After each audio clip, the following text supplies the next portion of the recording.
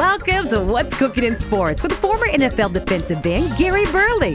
Now get ready to find out what's up, what's in, and what's going down in sports with some of the biggest names on the field, on the court, and in the business. Gary, it's all yours. Thanks, Isis. I'm Gary Burley, host of What's Cooking in Sports. As a former National Football League player, I learned the fastest way for a running back is a straight line. So let's get straight to why we're here today. Our show is about sports, entertainment, and cooking, and it'll be taught to you by some of the best professionals out there. So sit back and relax. We'll be right back.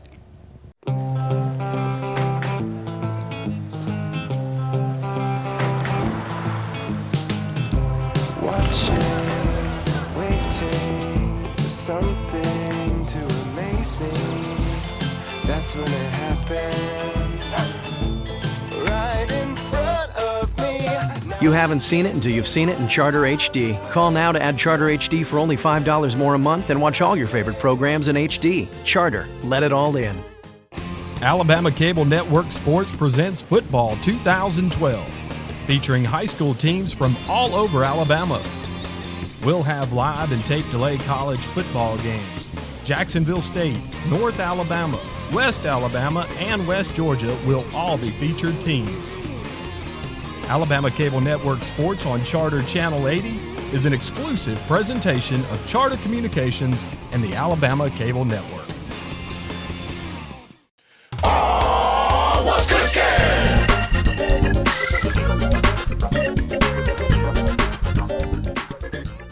Welcome back to What's Cooking in Sports. I'm your host, Gary Burley, and my co-host, Lars Anderson from Sports Illustrated, and Lionel James from Auburn University. Or are you okay with Auburn right now? We'll get into that. Okay. And former NFL player Lionel James. Guys, University of Alabama, 5-0. What do you think about them thus far? I think right now they look like the best team in the country. That being said, they certainly have some weaknesses. I thought going into the season that their offensive line was going to be the top offensive line in the nation. You potentially had 3 guys who were going to be first-round draft picks in the April's draft, but they haven't. The front wall just hasn't been as strong as I anticipated. They've been a dominant team. It looks like they caught a break with LSU being down a little bit. So down the road, when they travel to Baton Rouge, it doesn't look like the Tigers are going to be as formidable as we all thought. So it looks like that they have a pretty clear path to the SEC championship game, but this is a team that is not as perfect as everyone seems to think, in my estimation. Now you just heard what he said, Lionel. But coming from you as a former running back, tell me the strengths and weaknesses of the Alabama line. If you were a running back, what would you see that needs correcting, and what would you see their strengths being? Okay, really what I think that Alabama does is they do the traditional SEC football tactics, which is beat them up. All right, run the football, and once you run the football, then you eat up the clock and things happen. But as Lars said, they are not doing exactly what people expected, but behind there is a big old back called Lacey. And with that guy, what you end up doing is, if the hole is not there, you blow it up. You know, you get the 4 or 5 yards, and then you move the chains. And then I think Nick Saban is the kind of coach, traditional SEC coach, that says, okay, hey, 4 yards, let's average 4 yards. 4 and 4 is 8. Third down is short. I get it, and I think that's the difference in how they play. And then I think that really everybody has bought into that. And when you buy into it, 4 and 4 plus 2, you just march down the field with it.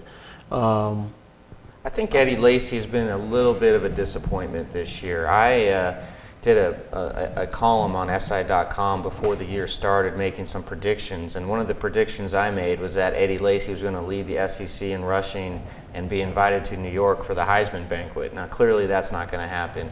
I think when it comes to crunch time later on in the year, you're going to see more of TJ Yeldon. They're a spectacular freshman who is, he looks like a young Trent Richardson. And I also think just one other issue I think Alabama has is their lack of depth behind A.J. McCarron. they are one play away from having their season in smoldering ruins, I think, if McCarron goes down. Okay.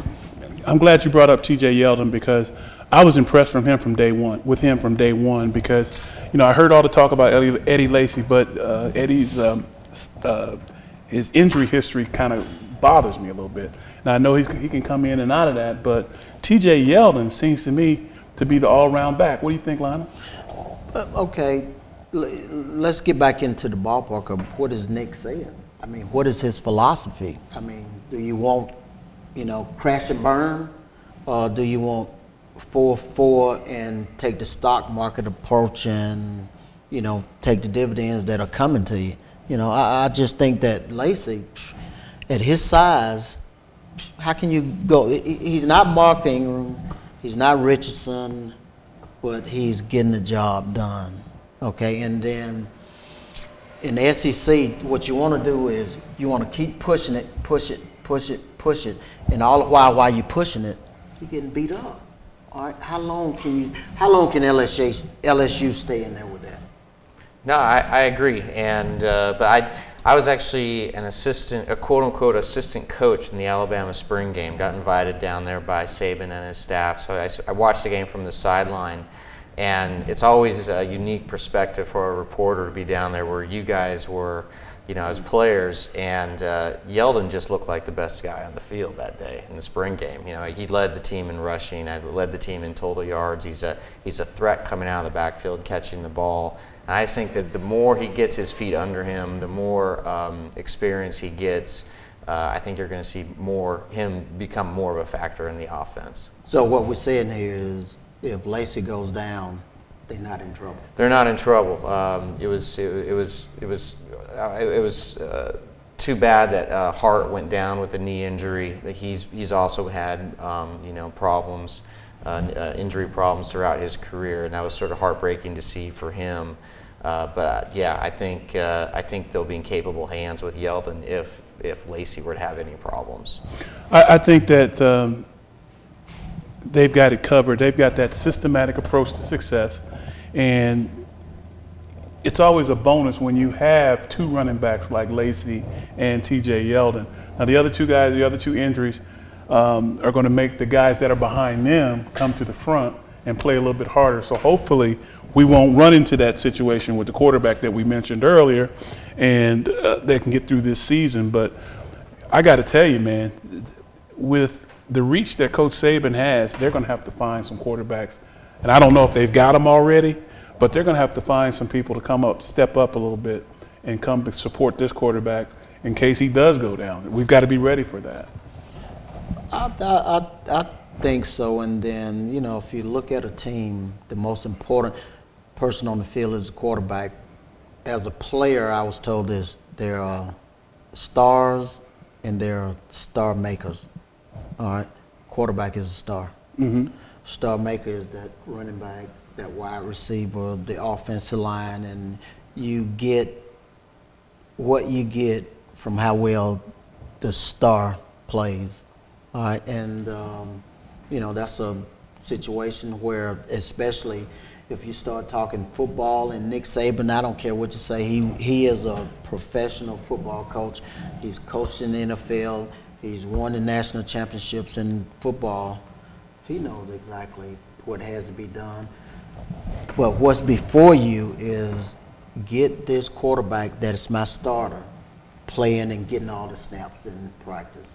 And then now you take the second team guy, and he might not get the looks, but he sees the picture of what this starting quarterback is doing, and he has to be able to step up. That's a monumental task there to be able to do that. I know you guys obviously didn't play on the offensive line, but what sort of impact do you think it's had on Alabama, the fact that Barrett Jones, he wins the Outland Trophy as a tackle. They move him to center. It's the first time in his life, I believe, he's played center. And just moving him around, how much has that changed the dynamic of this offensive line? And do you think that could account for some of their struggles or not being as dominant as we all thought they were going to be? I think that, and getting back to what Lionel said about Coach Saban,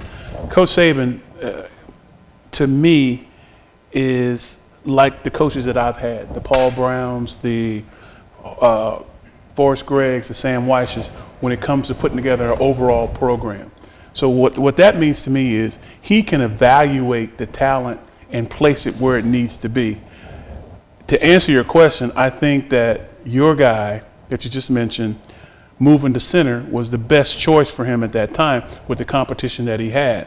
So these two guys had chance, they're giving them a chance to be groomed for the NFL. That's what they're going to do. These guys are going to play in the NFL. Whether they're successful in it or not, they're going to get there.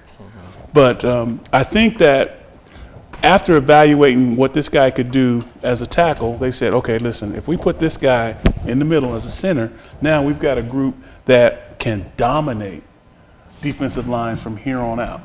And that's what I think. That's my personal opinion. What do you think? Okay. To get to what you were asking, Barrett Jones Outland Trophy winner, okay, what you get now, understand that there are two people in the offensive scheme that really dictates how everybody basically plays. That's the quarterback with the receivers. And then as a center, that guy, when he comes up and the quarterback goes, hey, this is the mic, it sets the line the way that they're going to block. All right, and basically Alabama's a zone blocking team. Okay, when you take Barrett Jones over there, he knows that offense. All right, who better that you want to see telling me what to do? A guy like that. Hey, he knows, he's seen it, he's been there. All right, and the minute you screw up a call, the whole play is dead. All right, so you got a guy here that's played here, Outland Trophy winner, which is the best offensive lineman in football. I mean, tell me he can't play football. It's an inconvenience for him because now he's got to snap and then find his guy and see what he wants to do. But, you know, they don't miss a beat with that. You know, it's like I said, after that, now what? When the third guy comes in, then what? I did a long cover story on the Alabama defense last year. I sat down with Nick Saban in his office for a good hour, and he just kind of broke down how his defense worked. Here at the Charter International Dateline facility, scientists have 1 foot in today and 1 foot literally in tomorrow to bring Charter customers the latest thing. Oh, it's Casual Friday over here. Like switching your phone service from AT&T, Verizon, or CenturyLink, Charter guarantees to cut your phone bill in half. Speaking of cutting things in half, where's the rest of those pants?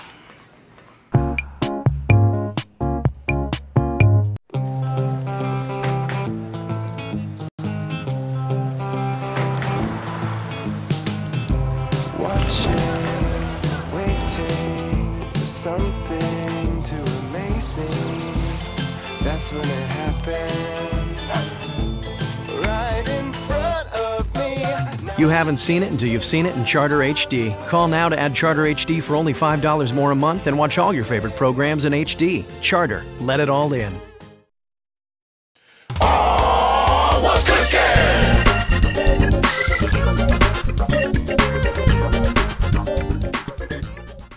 Hey, before the break, we were talking about the University of Alabama's offense.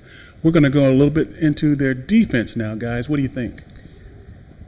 Well, I think that it is a defense that has as much raw talent as any in the country, right there with LSU, even though LSU lost last week to Florida. The defense is littered with 4- and 5-star players. That being said, it just has not been as overwhelmingly dominant as we would have thought in the preseason. And specifically, I think their biggest issues are on the defensive line. And, you know, as a former D lineman, obviously, Gary, you can talk better about that than I. Well, I tell you, not knowing what their scheme is, and Lionel and I were talking about this earlier, I don't want to push the defensive line in a corner, but I'm used to seeing defensive linemen do two things: stop the run and rush the passer. And if you can't do those two things, what you got to do is contain the passer and put pressure on him. And I'm not seeing that. And when I look at the numbers, I think that they have 16 sacks on the year, and not one defensive lineman has a sack. Now that bothers me.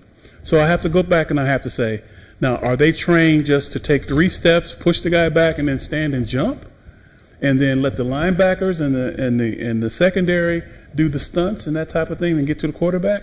Or are they just not trying to get to the quarterback? And I don't want to ever say that nobody's trying to get to the quarterback. So I'm kind of confused now. After 5 games, I've been waiting for that breakout game for the defensive line, and I'm hoping that it's still going to come. But, I'm running out of patience here. I think their scheme is the lesser of 2 evils.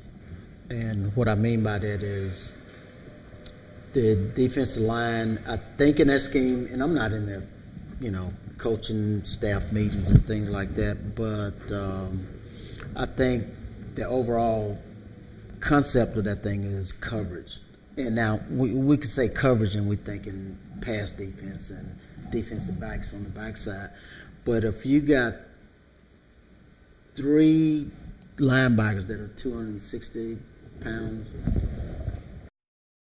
they are defensive linemen. So how many sacks do they have? And I think that's the yeah, and they have so many future NFL players on that defense. Jesse Williams. I did a long cover story on the Alabama defense last year. Mm-hmm. I sat down with Nick Saban in his office for a good hour, and he just kind of broke down how his defense worked. And it was really as animated as I'd ever seen him. He comes off sometimes as so droll and monotone, but his face lit up, and he was just so jacked up about talking about the nuances of his defense. And he was telling me that the guy who really makes everything go is the nose tackle, and if you can win the point of attack there and that's with Jesse Williams now, then everything kind of goes from there. And given that Williams is arguably their best player on defense, I think Saban feels pretty good about everything. Then on the back end, you have Robert Lester, safety, who is arguably the best safety in the SEC. Then you have C.J. Mosley as a linebacker, and it seems like on every level of the defense, this defense has similarities to last year when it's sort of built from the middle out, where you have your best players are on all 3 levels in the middle of the defense. And so I think there's a lot of room for optimism as this defense will get better as the season goes on. And you have to remember they're very young, Mm-hmm. and so the more games that they play, I think they will get better as the season goes. And on that note, guys, let's just break down the remaining schedule that that Alabama has, and just see if you see them even being challenged the rest of the year. This Saturday they're going to Missouri. I know I'm from Nebraska. I have friends in Missouri. My girlfriend is traveling to this game, and there's just a lot of excitement in Columbia, Missouri about getting a chance to get the #1 team in the country there. I believe it's Alabama's first ever trip there, and I know Missouri is a tough place to play. All that being said, I know Missouri has a bunch of injuries right now. Okay. What do you guys think? Not knowing that much about Missouri, and to piggyback on what you just said, they are excited about being in the SEC and playing and getting that national stage that they normally don't get. So I'm looking for them, no matter who's on the field, to play 60 minutes of football against Alabama. This might be the very first challenge that Alabama has had in the last 5 games. I agree totally. I think this game is going to be a lot closer than people think. And remember, Missouri hung real well with Georgia for 3.5 quarters. They were there right with them. I know Georgia got spanked last week at South Carolina, but I think that was sort of an aberration. But I definitely like Alabama in this game, in a game that I think that's going to be closer than most people think. Well, having coached in Kansas City, I give it all to Alabama, really, because I don't think Missouri plays SEC football yet. Now, hold me against that or whatever, but I watched them play, and there are some things that when you play a beat-em-up team like Alabama, not much of a chance other than snow. How much does emotion play in it when you're the home team? You've been looking forward to a game like this for a long time. Does all that go out the window the first second Alabama pops you right in the face mask? That goes with any game you get into. That emotion, home field advantage, all that. When you get hit in the gut and you got a guy on top of you at 300 pounds that's bearing down on you, all that emotion stuff goes out the window. And you got, like we were talking earlier, what you've been taught to do, basic fundamentals. And that's what I'm not seeing in a lot of defensive linemen with Alabama. They're not using their basic fundamentals. They're getting in trouble, and they're knocking off guys in the pursuit. So say, for instance, Lars, as a defensive lineman, I've got an offensive lineman on me. And the worst thing that they've done with Alabama is not be able to play the option. You learn how to play the option in the 5th grade. One guy takes the pitch man, one guy takes the quarterback, end of option. So if you don't use the proper footwork, and you can't do it all the time. I'm not saying you got to do it all the time. But you take yourself out of position if you don't do exactly the way you're supposed to do it. So I'm thinking that Alabama is going to get to a point where they're going to see the mistakes. And like you say, when you're watching films every day, you know what you're doing wrong. And it's up to you to correct them. The coach can only make you do so much, and you've got to take it upon yourself to do the corrections. I think that's what the direction that they're headed in. Once the defensive line is shored up, and they stop making the mistakes that they're making, cutting off the pursuit angles of the linebackers and then the blitzing and this type of thing, I think we're going to see a different level of play from these guys. Well, if I had a vote who's going to win this game, being an Auburn guy, I'd say Alabama. I won't say Roll Tide. All right, let's go. Let's quickly get through this. The next week, October 20th, Alabama travels to Knoxville to take on Tennessee. Do you give Tennessee a puncher's chance? It's a home game in front of 100,000 screaming volunteer fans. I think that they'll fight their best. They'll do the best that they can do, but my vote goes to Alabama. I like Alabama in that game, too. I assume we're 3 for 3 on that one. Yes. All right, the following week, October 27th, this could be a real interesting game, Mississippi State. This weekend, Mississippi State has got Tennessee at home. Mississippi State wins this game against Tennessee, which will be a tough game for them. Mississippi State conceivably could enter Tuscaloosa undefeated. You'd have 2 undefeated teams. It would probably be the biggest game in Mississippi State history, having a chance to go into Tuscaloosa and knock off the top team in the country. Mississippi State handled Auburn earlier this year pretty easily. What are you guys' thoughts? Well, my thinking is that's probably going to be the toughest game they have to play because Mississippi State is playing SEC traditional football.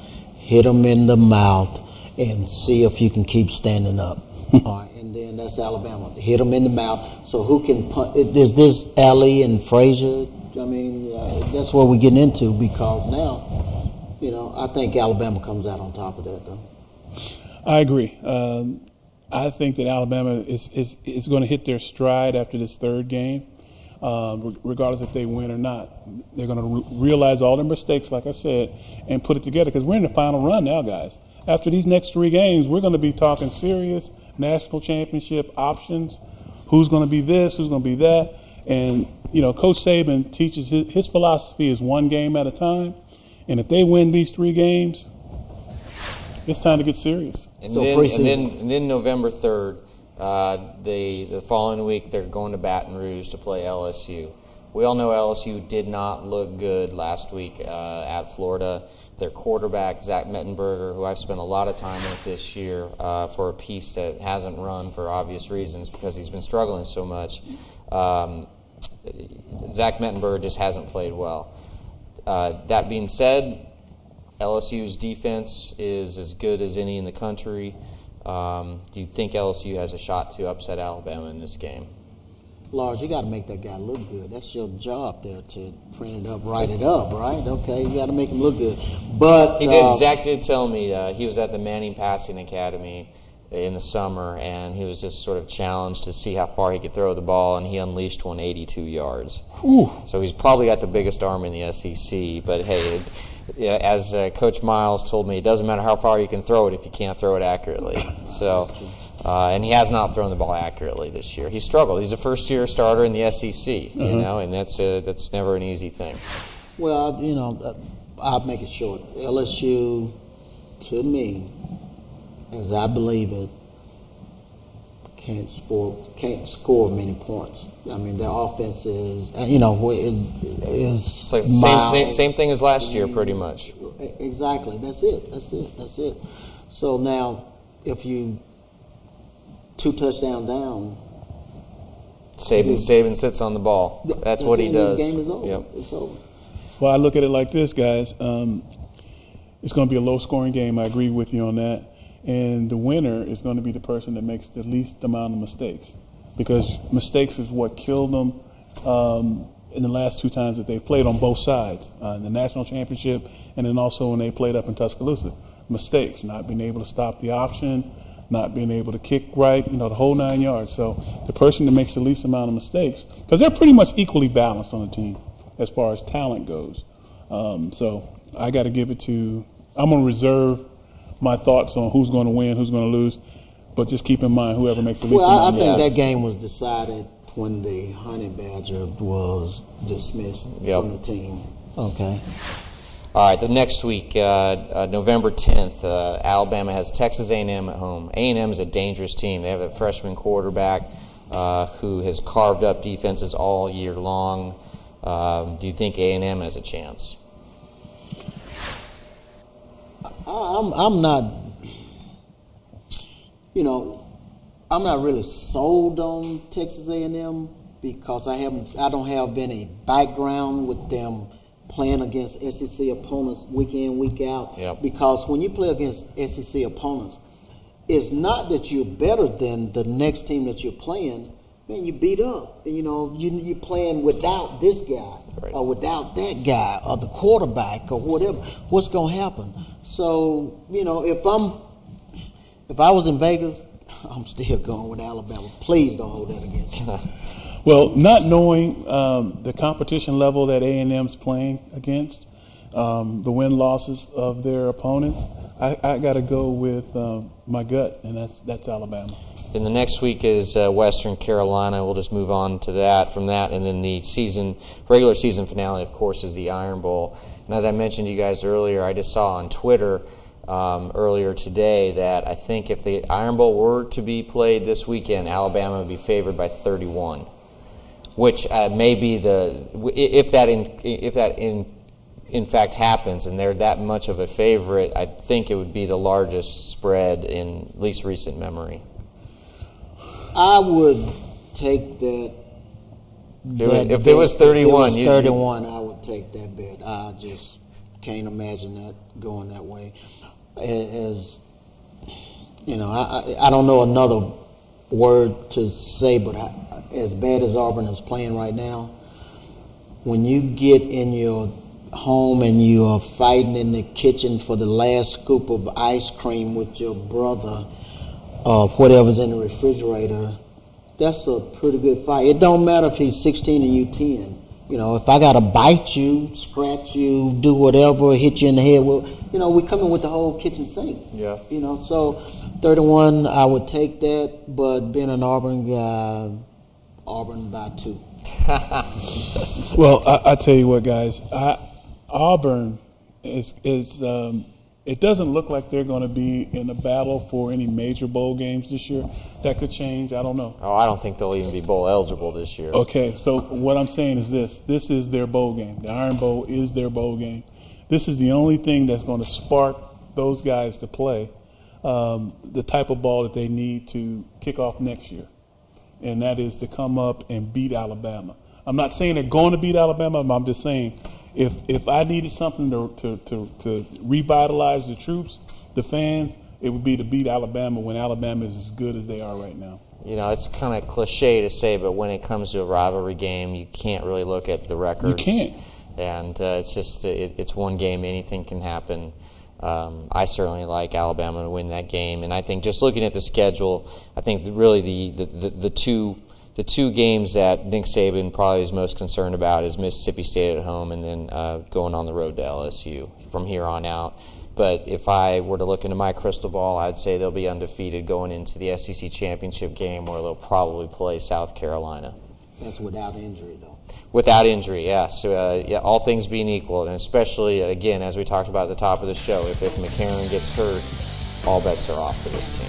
Well, guys, that looks like a good place for us to stop and take a break. We will be right back.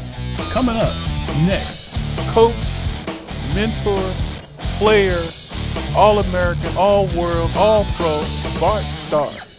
Here at the Charter International Dateline facility, scientists have 1 foot in today and 1 foot literally in tomorrow to bring Charter customers the latest thing.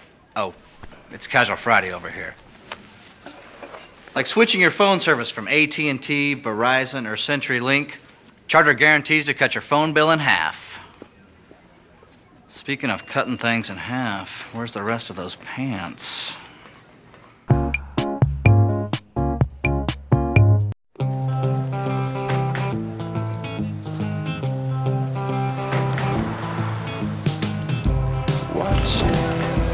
Waiting for something to amaze me. That's when it happened, right in front of me. You haven't seen it until you've seen it in Charter HD. Call now to add Charter HD for only $5 more a month and watch all your favorite programs in HD. Charter, let it all in.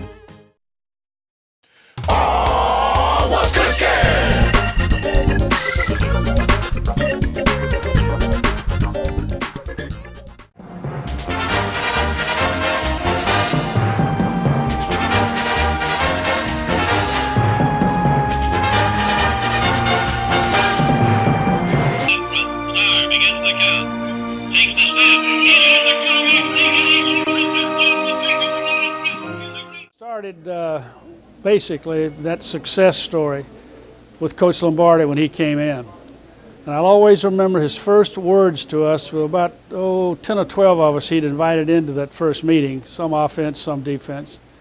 And he opened it by thanking the Green Bay Packers for that opportunity. Now, does that tell you something about his priorities and his sincerity? The man was very, very genuine. He was tough, he was demanding, he was extremely demanding.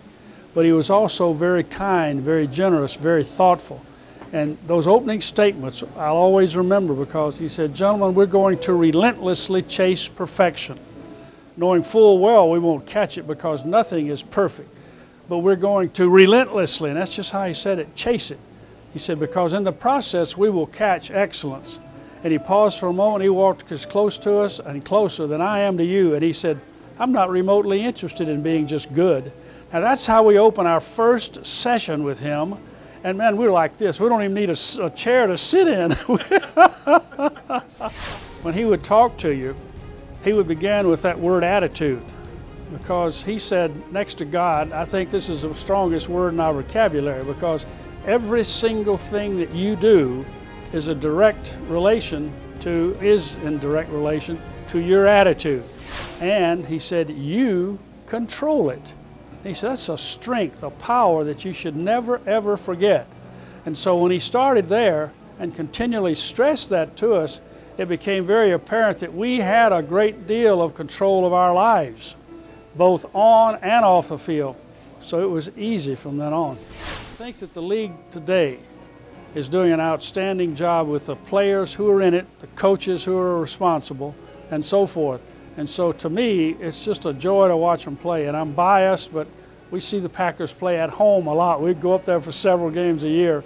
And I just love to watch them play and to see the representation of the National Football League on display there in Green Bay. What's next for Bart? Well, we just continue to live our life in a way that hopefully we can have major impacts on other people. We do a lot of promotional work, and from much of that, we're able to donate large sums of money to the Rawhide Boys Ranch, which is a youth home west of Green Bay, about 45 miles. And it is an absolute joy to see what we've been able to do with these youngsters. We had a 40th reunion recently, and 7 of the youngsters who came back were military officers. Officers? Officers. And when they spoke in the field house, and they had concluded, there was not a dry eye in that place. You start with that word attitude, because in my humble opinion, next to God, it's the strongest word in our vocabulary because it controls everything that we do. And we teach that from day one to those